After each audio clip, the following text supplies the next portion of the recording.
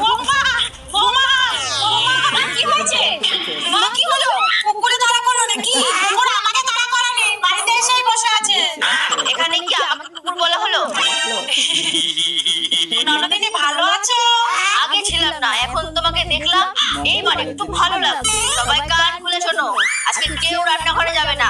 অনেক দিন পর বৌদির হাতে রান্না খেতে ইচ্ছা করছে। যাও, মুখে একটু ঠান্ডা জল মেরে রান্নায় লেগে যাও। এই দিদি, পিসিমা তো হেভি গুড়কো দিয়েছে রে। পিসিমাকে এখন যেতে দেওয়া যাবে না, বুঝলি? ঠিক বলেছিস। আমাকে হুড়কো দিয়েছো? দেখাচ্ছি, দাঁড়াও।